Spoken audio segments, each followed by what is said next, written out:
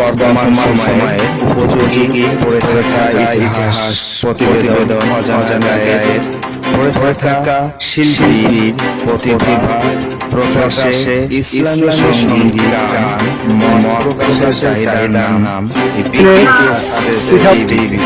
YouTube channel আমাদের পাশে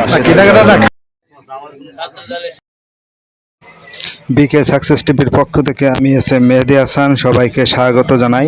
কেন্দ্রীয় বিএনপি নেতা তথ্য বিষয়ক সম্পাদক খুলনা ৪ আসন ধানের শীষ প্রার্থী আজিজুল বারী হিলালের পক্ষ থেকে দিঘলিয়া সেনাটি চন্দেনী মহল ঘাট ও বারমাসির ঘাটে ২৯শে মার্চ ৪০০ সাধারণ মানুষের মাঝে ঈদ উপহার বিতরণ করেন দিঘলিয়া উপজেলার অঙ্গ সংগঠন।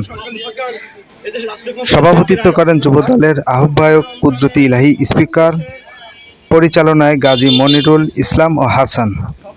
বক্তব্য রাখেন খুলনা জেলা স্বেচ্ছাসেবক দলের আহ্বায়ক আতাউর রহমান রুনু, গোলাম মোস্তফা তুহিন, নাজমুল মোল্লা, মোহাম্মদ আলী টুটুল, সেতারা বেগম, রাশেদুজ্জামান, আনোয়ার হোসেন, এস মেহেদী হাসান, হৃদয়, নয়ন, শেখ ফরিদ।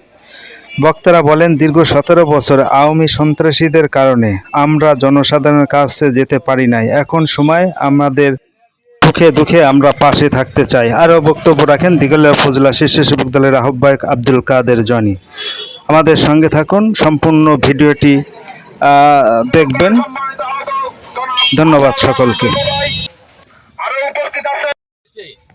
এই রোজার শুরু থেকে আজকের দিন পর্যন্ত এবং আগামীকাল পর্যন্ত রূপসা, তেরোখাদা, দিঘলিয়া বিভিন্ন প্রান্তে বিভিন্ন হাট ঘাট মাঠে আমরা এমনি এই ছোটোখাটো পরিসরে যুবদল, ছাত্রদল, স্বেচ্ছাসেবক দল আমরা আমাদের আজিজুল বারী হেলাল ভাইয়ের সামান্যতম উপহার, ঈদ উপহার আপনাদের কাছে পৌঁছে দেওয়ার চেষ্টা করছি।